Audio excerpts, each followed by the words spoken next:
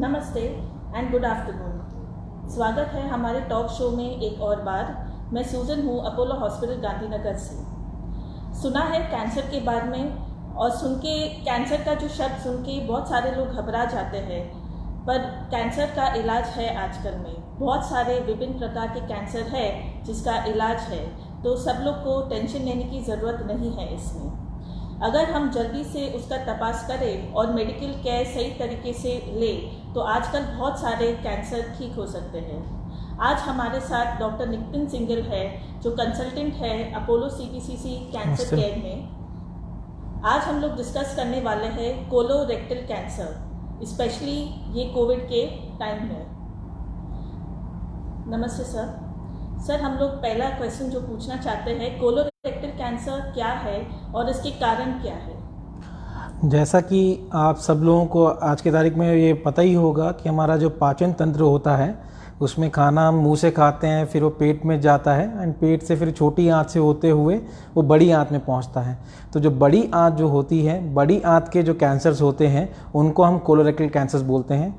बड़ी आंत के दो हिस्से होते हैं, एक हिस्सा जिसको हम कोलॉन कहते हैं, जो शुरुआती वाला हिस्सा होता है बड़ी आंत का, और बड़ी आंत का जो नीचे वाला हिस्सा जहाँ से अल्टीमेटली जो संडास बाहर आता है वो नीचे वाले हिस्से को हम रेक्टम बोलते हैं, जो एक बैग की तरह संडास को स्टोर करने में काम करता है। तो उसके कैंसर्स को रेक्टल कैंसर्स बोलते हैं। तो दोनों को साथ में अगर हम बोलेंगे तो पूरी बड़ी आंत के कैंसर्स को एक शब्द अगर मुझे देना है तो उसका नाम होगा कोलोरेक्टल कैंसर्स।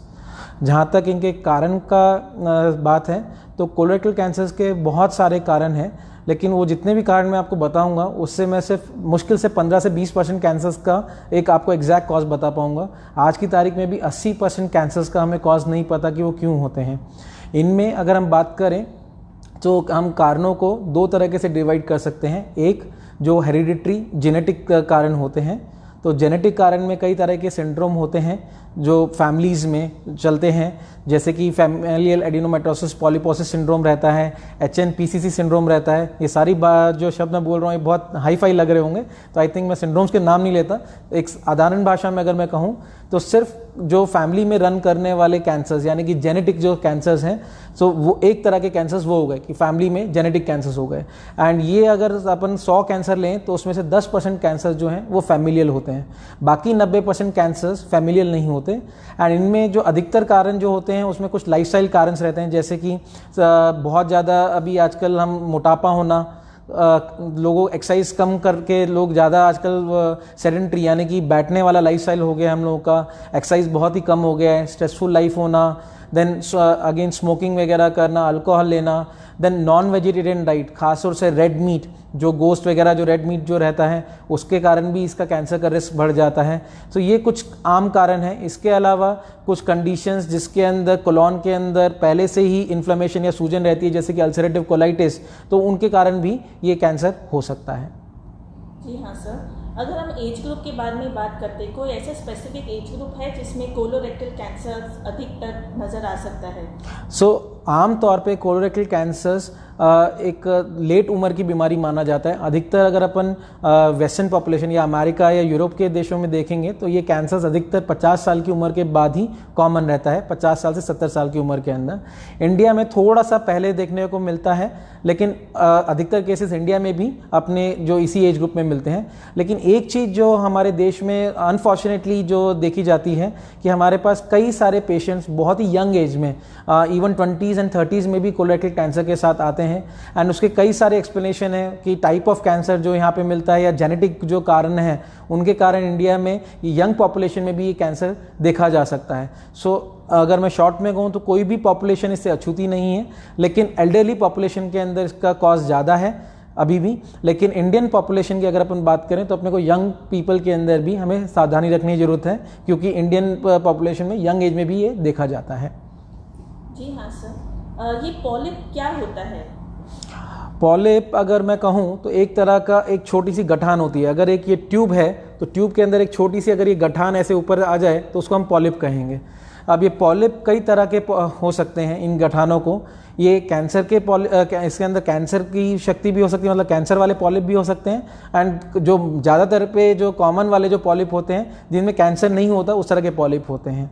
दोनों तरह के पॉलिप हो सकते हैं।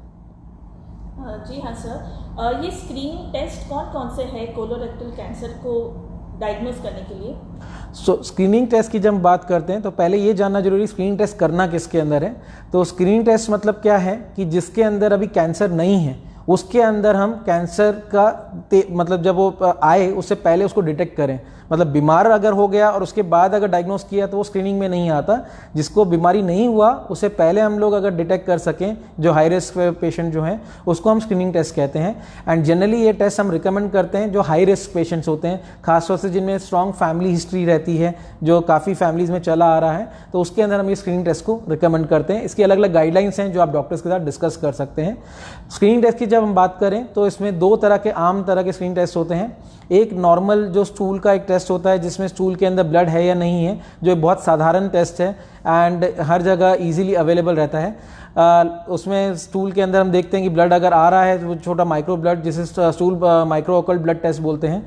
लेकिन अनफॉर्चुनेटली उसकी सेंसिटिविटी यानी कि उससे रोग पकड़ने की जो क्षमता है वो भी उसकी कम है। जितना साधारण टेस्ट है उसकी क्षमता भी उतनी कम है। इसके कंपैरिजन में अगर हम दूसरा देखें तो फिर दूसरे टेस्ट होते हैं कोलोनोस्कोपीज।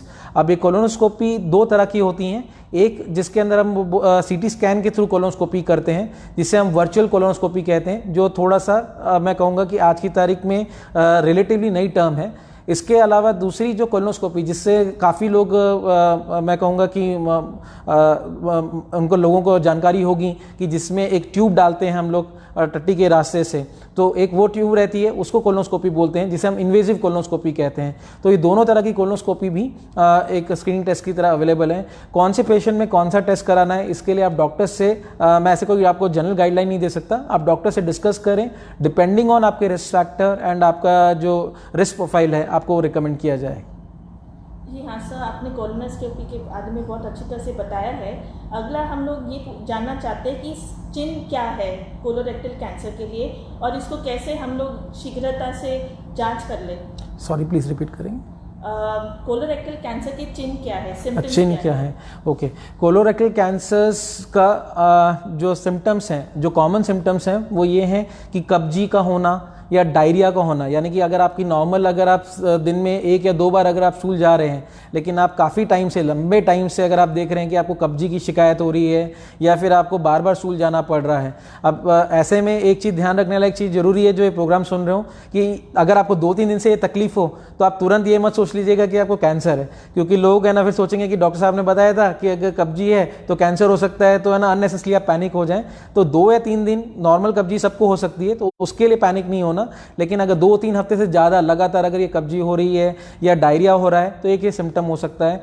सुबह सुबह अर्ली मॉर्निंग आपको है ना एकदम से एक अर्ज हो स्टूल पास करने की, सुबह 4 या 5 बजे एकदम से, और पानी जैसा है, स्टूल कम पानी जैसा जो चीज़ें ज़्यादा है, वो इसका सिम्टम हो सकता है। टट्टी के अंदर आपका खून का आना, खास तौर से अब इसमें इंपॉर्टेंट चीज़ क्या है जो खून का आने के अंदर जो मैं एम्फसाइज करना चाहूँगा, लोग हमेशा सोचते हैं कैंसर मतलब बड़ी बीमारी तो मतलब जो खून आ रहा है तो उसके साथ दर्द भी होना चाहिए।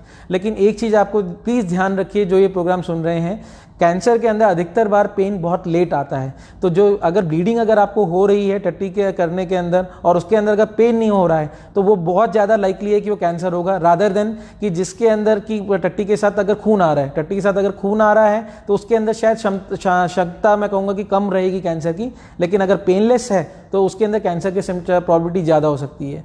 इसके अलावा पेशेंट को कभी कभी गांठों का फील होना, या लेट स्टेजेस में पेशेंट आते हैं तो वेट लॉस होना, या पूरा वो आते काम करना बंद कर जाती है, उसके साथ उल्टियों का आना, ये सारे कॉमन सिम्टम्स हैं कैंसर, इसके कोलोरेक्टल कैंसर्स के। एक खास तौर से मैं इसमें एक चीज़ बोलना चाहूँगा, राइट साइड के जो कैंसर्स होते हैं, क्योंकि वो जनरली उसके अंदर ये कब्जी और ये सब की तकलीफ ज़्यादा लेट स्टेज में आती है, तो जनरली पेशेंट्स जो हैं वो हमारे तक पहुँचने से पहले फिजिशियन के पास जाते हैं एंड वो अनीमिया के लिए वो डायग्नोस होते रहते हैं कि खून की कमी है, खून चढ़ाते रहते हैं, फिर कोई कॉज नहीं मिलता, फिर वो ढूंढते हैं, तब फिर उसमें कैंसर मिलता है। तो यंग पेशेंट्स जिसमें लगातार से अनीमिया चल रहा है और वो अनीमिया का कोई कॉज नहीं मिल रहा है, तो उनको जरूर ध्यान में रखना चाहिए कि एक ये पॉसिबिलिटी हो सकती है अगर बाकी चीज़ों को हमने रूल आउट कर लिया है। जैसे आपने सर बोला है कि संडास में अगर थोड़ा सा खून नज़र आता है तो कोलोरेक्टल ही हो सकता है कि कोई और कारण? संडास में खून आना एक रिलेटिवली कॉमन सिम्टम है जो मैं कहूँगा। इसमें मोर कॉमन कॉजेज अगर हम देखेंगे तो आप भी सब जानते हैं, फिशर, हेमोरॉइड्स, पाइल्स, जो आपकी भाषा में अगर मैं कहूँ, ये ज़्यादा कॉमन कॉजेज हैं जिनके अंदर संडास में खून आता है। अधिकतर बार इन जो बीमारियों के साथ जब खून आता है तो साथ में पेन भी होता है। एंड जनरली ये जो खून आता है वो एपिसोडिक होते हैं, आएगा फिर कुछ दिन के लिए नहीं आएगा, फिर दोबारा आएगा जब कब्जी हो जाती है, इस तरह से रहता है। जबकि जब कैंसर के अंदर है वो एक प्रोग्रेसिव सिम्टम है, अगर वो आ रहा है तो लगातार वो आता रहेगा एंड अधिकतर पेनलेस रहेगा एंड पेशेंट को मोस्ट ऑफ टाइम्स खाली ये स्टूल के अंदर ब्लड नहीं, उसके साथ साथ दूसरे सिम्टम्स भी मिलते हैं। सो ब्लड आना कोई भी बीमारी हो, मतलब मैं चाहे आप कैंसर लें या ना कैंसर ना लें, मैं कहूँगा हर पेशेंट को उसको गंभीरता से लेना चाहिए। हाँ, लेकिन अधिकतर बार हो सकता है कि वो ब्लड आपका जो आए उसको आप सिर्फ कैंसर मत सोचिए, लेकिन वो आप डिसाइड मत करिए, वो डॉक्टर को डिसाइड करने दीजिए। जब भी आप ये खून देखें स्टूल में तो जरूर डॉक्टर को विजिट करिए। जी हाँ सर, कोलोनोस्कोपी जब करते हैं और किसी को ऐसा एडिनोमा रिमूव होता है तो ये एडिनोमा क्या होता है? सो जनरली कोलोरेक्टल कैंसर्स में दूसरे कैंसर्स के मुकाबले जो कोलोरेक्टल कैंसर्स होते हैं उसमें हम एक सीक्वेंस बोलते हैं जिसे कि हम एडिनोमा कार्सिनोमा सीक्वेंस बोलते हैं। यानी कि अगर मैं एक आम भाषा में समझाऊं, पहले अगर कोई एक बदमाश बच्चा था, बदमाश बच्चे को आपने जो ठीक करने की कोशिश करी लेकिन वो नहीं सुधरा, उसकी बदमाशियाँ बढ़ती गई और बदमाशियाँ बढ़ते बढ़ते अल्टीमेटली एक गुंडा बन गया। तो जो गुंडा है वो कैंसर है और ये जो बदमाश बच्चा था वो एडिनोमा है। सो एडिनोमा जनरली एक स्टार्टिंग स्टोर की गांठ होती है जो प्रोग्रेस होकर कैंसर में बदल सकती है। हालांकि इसमें एक और चीज़ है कि हर एडिनोमा कैंसर नहीं होता, यानी कि जैसे बदमाश बच्चा था उसको टीचर ने डांट लगाई, वो सुधर गया तो है ना, वो कैंसर नहीं बना। तो हर एडिनोमा कैंसर नहीं होता, लेकिन एडिनोमा कैंसर बन सकता है। जी हाँ सर, कोलोरेक्टल कैंसर कितना कॉमन है और उसके स्टेजेस कितने हैं? सो कोलोरेक्टल कैंसर्स मैं कहूँगा one of the most common cancers हैं, both males as well as females, स्त्री और पुरुष दोनों में बहुत कॉमन है। इंडिया में जो टॉप 5 कैंसर्स आते हैं महिलाओं एज वेल एज पुरुषों में, उसमें ये टॉप 5 कैंसर्स में आता है, तीसरे नंबर पे आता है दोनों के अंदर। एंड इसका नंबर अभी रिलेटिवली बढ़ता ही जा रहा है, बिकॉज मैंने आपको कहा लाइफस्टाइल चेंजेस भी जो चेंजेस हो रहे हैं उसके कारण भी, एंड थोड़ा अवेयरनेस भी बढ़ा है उसके कारण भी, तो इसके नंबर्स बढ़ते जा रहे हैं। जहाँ आपने और क्या पूछा? और उसके स्टेजेस कितने हैं? स्टेजेस जैसा कि अधिकतर कैंसर्स के अंदर 4 स्टेजेस होते हैं, इसमें भी 4 स्टेजेस होते हैं। स्टेज 1 जब और 2 में जनरली वो सिर्फ जो ऑर्गन है या उसके अंदर कन्फाइंड रहता है, यानी कि उसी के अंदर रहता है। स्टेज 3 में आजू बाजू चला जाता है एंड स्टेज 4 के अंदर दूसरी जगह फैल जाता है। तो ये 4 स्टेजेस रहते हैं उसमें। जी हाँ सर, अब कोलोरेक्टल कैंसर का ट्रीटमेंट क्या है, उपचार क्या है और वो कितना सक्सेसफुल है? सो ट्रीटमेंट के लिए सबसे इम्पॉर्टेंट है कि पेशेंट का सही समय पर हमारे पास पहुंचना। स्टेजेस जो है मैंने आपको बताया कि 4 स्टेजेस हैं। अगर पेशेंट हमारे पास अर्ली स्टेजेस में आते हैं, यानी कि स्टेज 1 या स्टेज 2 में आते हैं, तो स्टेज 1 और स्टेज 2 के अंदर इसका प्रोग्नोसिस बहुत अच्छा रहता है। एंड अधिकतर बार इसके अंदर जो ट्रीटमेंट रहता है वो ट्रीटमेंट रहता है surgical treatment stage 1 and stage 2 के अंदर। एंड सर्जरी के बाद मोस्ट ऑफ द पेशेंट्स ठीक हो जाते हैं एंड उसमें प्रोग्नोसिस 80 से 90% पेशेंट्स तक लॉन्ग टर्म अच्छा प्रोग्नोसिस हम लोग एक्सपेक्ट कर सकते हैं कि वो लॉन्ग टर्म तक अच्छा करेंगे। स्टेज 3 के अंदर यही चीज़ घट के 40 से 50% तक हो जाती है। कोलोन कैंसर के अंदर अगेन ट्रीटमेंट जो होगा वो उसमें सर्जरी होगी एंड सर्जरी के बाद उसमें कीमोथेरेपी यानी कि इंजेक्शन या दवाई देनी पड़ेगी। रेक्टल कैंसर यानी निचले भाग का जो बड़ी आंत का जो कैंसर है उसमें सेक, कीमो और सर्जरी तीनों का उसमें रोल आएगा स्टेज 3 के अंदर। एंड स्टेज 4 के अंदर अभी स्टेज 4 बोल लेते ही लोगों को क्योंकि मूवी में बहुत लोग बताते हैं स्टेज 4 आखिरी स्टेज, अब इसमें कुछ नहीं हो सकता। तो ये एक थोड़ा भ्रम मैं दूर करना चाहूँगा कि कोलोरेक्टल कैंसर्स के अंदर इवन स्टेज 4 के अंदर लगभग 10% पेशेंट ऐसे होते हैं जिसके अंदर हम उनको थोड़ा सा अच्छा treatment, long term treatment provide करके लॉन्ग टर्म अच्छा रिजल्ट प्रोवाइड कर सकते हैं। हर किसी को नहीं दे सकते। अगेन मैं क्लियर करना चाहता हूँ कि आप ये सुन के सोचें कि मैं हर किसी के लिए बोल रहा हूँ, हर किसी को नहीं दे सकते, सेलेक्टिव लोगों को हम दे सकते हैं, उसकी कुछ गाइडलाइंस हैं। एंड अगर पेशेंट्स आएँ और तरीके से ट्रीटमेंट है तो इवन 10% लोग लंबे टाइम तक अच्छा कर सकते हैं। क्योंकि modern chemotherapy, modern surgical techniques like cytoreduction surgery और हाईपैक जो अभी आया है उससे हम उम्मीद कर सकते हैं कुछ पेशेंट्स के अंदर लॉन्ग टर्म ट्रीटमेंट दे पाएंगे। और बाकी जैसे जो इसके अलावा जो पेशेंट होते हैं वो लास्ट स्टेज के अंदर उनके अंदर उतना अच्छा आउटकम नहीं रहता है। सर ये टॉयलेट का बैग होता है जो पेशेंट्स को लगाते हैं, तो रेक्टल कैंसर पेशेंट्स के लिए सो रेक्टल कैंसर पेशेंट्स जो आते हैं कई बार हमारे पास आते हैं और वो इलाज में इसलिए हिचकिचाते हैं कि है ना बैग लग जाएगा, क्योंकि सामाजिक तौर से देखें अगर किसी को टॉयलेट का बैग अगर पेट पे लगा हो तो लोगों को दिमाग में ये आता है अरे ये तो गंदा है, उससे दूर भागने की भावना, बदबू आएगी, इससे कीटाणु फैलेंगे, इस टाइप की एक भावना आ जाती है। इसलिए लोगों के दिमाग में भी एक गलत चीज़ें डेवलप हो जाती हैं और एक नेगेटिव अपनी एक क्वालिटी ऑफ लाइफ या नेगेटिव इमेज बना लेते हैं पेशेंट। एंड कई बार पेशेंट इस डर से अपना ट्रीटमेंट भी नहीं कराते हैं। लेकिन जैसे जैसे अवेयरनेस बढ़ रहा है, लोग भी समझ रहे हैं कि ये बैग्स वगैरह काफ़ी हद तक सेफ रहते हैं जिनके अंदर अगर लगाना पड़ता है तो। लेकिन दूसरा चीज़ मैं आपके लिए खुशी की चीज़ ये बताना चाहूँगा कि अगर पहले मेरे को अगर 10 में से 5 लोगों को अगर बैग देना पड़ता था, आज इतनी मॉडर्न फैसिलिटीज़ आने के बाद शायद 10 में से 1 या 2 लोगों को ही हमें बैग देना पड़ता है। तो इतने एडवांसेस हो गए हैं, नए टाइप के स्टेपलर्स जो आ गए हैं जिससे हम सर्जरीज करते हैं, नई तरह की सर्जिकल टेक्निक्स आ गई हैं। दूसरा, रेडिएशन और कीमोथेरेपी में भी काफ़ी डेवलपमेंट्स हुए हैं और सर्जरी में कुछ नई टेक्निक्स लाइक इंटरस्फिंक्टर रिसेक्शन जो हम लोग करते हैं, तो उससे काफ़ी नीचे वाले जो ट्यूमर्स हैं उसके अंदर भी काफ़ी हद तक लोगों को हम बचा सकते हैं कि परमानेंट बैग ना आए। एंड ऐसे में सिर्फ टेम्प्रेरी बैग आता है जो कुछ महीनों के लिए रहता है एंड बाद में उसको बंद कर दिया जाता है। सो ऐसे में अगर आपको कोई अगर ये गलत फहमी हो कि परमानेंट बैग आएगा, तो मैं रिकमेंड करूंगा कि आप अपने डॉक्टर से या अगर वहाँ से भी आप संतुष्ट नहीं हो तो आप यहाँ पे आके हमसे जरूर डिस्कस करें एंड ट्रीटमेंट को इग्नोर मत करिए। हो सकता है कि शायद आपको परमानेंट बैग की जरूरत ही ना पड़े, और अगर खुदा ना खास्ता आपको परमानेंट बैग की जरूरत पड़े तो हमारे पास एक क्लब भी है, स्टोमा क्लब, जो कोलोस्टोमी पेशेंट्स का क्लब है, जिनसे अगर आप मिलेंगे तो आप जानेंगे कि आप एकदम नॉर्मल लाइफ जीते हैं, स्विमिंग तक करते हैं, तो आप सोचिए कि ना इससे ज़्यादा और क्या नॉर्मल लाइफ हो सकती है। जी हाँ सर, तो ये कोलोरेक्टल कैंसर से बचाव कैसे कर सकते हैं?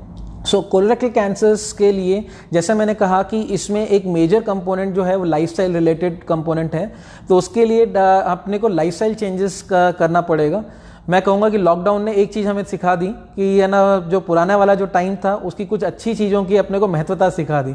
वापस हम लोग है ना अभी पिज़्ज़ा बर्गर छोड़ के अभी घर का बना हुआ खाना, बाजरे की रोटी वगैरह या गेहूं की रोटी, उसको हम अच्छे प्यार से खाने लगे हैं। तो एक तरह से लॉकडाउन के इतने जो साइड इफेक्ट्स थे, तो मैं कहूँगा एक पॉजिटिव चीज़ थी। तो जो चीज़ हमने अभी लॉकडाउन में सीखी, मैं चाहूँगा कि अपन इसको मेंटेन करें। लिए जो खाना जो हम लोग सैचुरेटेड डाइट्स जो हम खाते हैं, मैदा वाली जो चीज़ें ज़्यादा खाते हैं, ये अच्छी चीज़ें नहीं है। टेस्ट के लिए आपने हफ्ते में एक बार खा लिया ठीक है, लेकिन इसे लॉन्ग टर्म अपना स्टाइल मत बनाइए। ये अपना संस्कृति नहीं है और ना ये हेल्दी है। इवन आप वेस्टर्न पॉपुलेशन को देखेंगे तो वो लोग अपने से सीख के आ जाए ना, वो अपने वाली वाइबर वाली डाइट खाते हैं, और हम लोग अनफॉर्चुनेटली अभी इस पिज़्ज़ा बर्गर खाने में अपनी प्राउड फील करते हैं। तो प्लीज़ इस चीज़ को ना बोलिए, कोला ड्रिंक्स वगैरह को ना बोलिए। जो अपना जो ट्रेडिशनल खाना है जिसमें फाइबर्स बहुत सारे रहते हैं, उस खाने को खाइए। आपके वेट को मैनेज करिए। प्रॉब्लम क्या होती है कि हम लाड़ प्यार में बच्चों को बहुत खाना खिलाते हैं, अरे नहीं बेटा तू बहुत पतला है, खाना खाएगा ताकत आ जाएगी। लेकिन इनफैक्ट अपन ये सब करके गलत कर रहे हैं। अपने को बच्चों को खाना खिलाना है, लेकिन पौष्टिक खाना खिलाना है, उनको मोटा नहीं बनाना है। अपने को पौष्टिक खाने का मतलब ये नहीं कि पेशेंट का ये बच्चे का वेट बढ़े। पौष्टिक खाने का मतलब है कि उसमें आवश्यक जो तत्व हैं, प्रोटीन्स, विटामिन, मिनरल्स, वो एक ऑप्टिमल मात्रा के अंदर हो, ना कि वो पेशेंट या ना कि वो बच्चे को अपन मोटा बनाए। तो मोटापे को अपने को प्रमोट नहीं करना है। खेल कूद जरूरी है। वो कहावत आपने सुनी है कि पढ़ोगे लिखोगे होगे खराब, खेलोगे कूदोगे बनोगे नवाब। शायद मैंने उल्टा बोल दिया, लेकिन आई थिंक ये ज़्यादा जरूरी है खेलना कूदना। तो खेलना कूदने के ऊपर ध्यान देना जरूरी है। तो प्लीज़ खेलें कूदें, बच्चों को इंकरेज करें, फिजिकल एक्टिविटी करें। इसके अलावा सिम्टम्स अगर आएँ तो प्लीज़ जल्दी से जल्दी डॉक्टर को मिलें एंड स्ट्रेस जितना कम कर सकते हैं लाइफ के अंदर प्लीज़ इसको करें। उसके अलावा आई थिंक जो बाकी कैंसर्स अगर होने हैं तो उसके लिए अपन कुछ भी नहीं कर सकते। उसके लिए बस यही है कि अगर जैसे ही पता चले डॉक्टर को तुरंत मिले। एंड जिनको फैमिली हिस्ट्री है वो डॉक्टर से स्क्रीनिंग के प्रोग्राम्स के बारे में जानकारी लें ताकि जल्दी डिटेक्ट करा जा सके। सर, अभी जैसे कोविड-19 का पैंडेमिक सिचुएशन है, तो क्या पेशेंट्स को अपने आप को इलाज करना चाहिए, मेडिकल ट्रीटमेंट लेना चाहिए इस टाइम पे, और अगर लेना चाहिए तो क्या सावधानी बरतनी चाहिए? ये क्वेश्चन मेरे पास काफ़ी पेशेंट्स जो आते हैं हॉस्पिटल में, वो ये क्वेश्चन मेरे से ही पूछते हैं कि साहब अभी लें या 3-4 महीने बाद लें। तो मैं उनको सिर्फ एक ही सवाल पूछता हूँ, आपने सांस लेना छोड़ दिया? तो उनका जवाब होगा ना। आपने पानी पीना छोड़ दिया? तो उसका जवाब होगा ना। आपने राशन लाना छोड़ दिया? तो उसका जवाब होगा ना। क्यों? ये सारी चीज़ें क्यों जरूरी हैं? क्योंकि आवश्यक चीज़ें हैं। इसी तरह जब कैंसर ट्रीटमेंट की जब बात आती है तो कैंसर ट्रीटमेंट एक अत्य आवश्यक चीज़ है। कैंसर आपका वेट नहीं करेगा, कोरोना का वेट नहीं करेगा कि कैंसर आप 3 महीने वेट कर लें तो कैंसर चला जाए, कैंसर को कुछ नहीं होने वाला। इस दौरान हो सकता है कि आप एक क्यूरेटिव यानी ठीक होने वाली स्टेज से आप नॉन क्यूरेटिव यानी जहां हम को बिल्कुल ठीक नहीं कर सकते उस स्टेज तक आप पहुंच जाएं।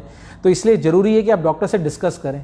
कुछ कैंसर जो स्लो ग्रोइंग होते हैं, हाँ उसमें हम लोग भी रिकमेंड करते हैं कि हम लोग पोस्टपोन कर सकें ट्रीटमेंट, लेकिन हर किसी का जूता फिट नहीं होता, उसी तरह हर कैंसर के लिए एक जैसी गाइडलाइन नहीं होती। तो बेस्ट है आप डॉक्टर से डिस्कस करें एंड जितना सावधानी के साथ जो ट्रीटमेंट के लिए जो ज़रूरी चीज़ें हैं आप भी उसको फॉलो करें, हम लोग भी फॉलो कर रहे हैं। एंड इस लॉकडाउन में अगर मैं देखूंगा 3 महीनों के अंदर जितनी सर्जरीज हमने की हैं, शायद मैं लॉकडाउन के बिना भी उतनी सर्जरी नहीं करता। तो इसका मतलब ये है कि लोग भी समझ रहे हैं कि वो ज़रूरी है ये सारी चीज़ें। तो प्लीज़ इस गलत उसमें मत रहिए। एंड टचवुड हमारे जितने भी पेशेंट हमने किए हैं सब अच्छा ही कर रहे हैं, किसी को कोई कोरोना रिलेटेड प्रॉब्लम आया नहीं है।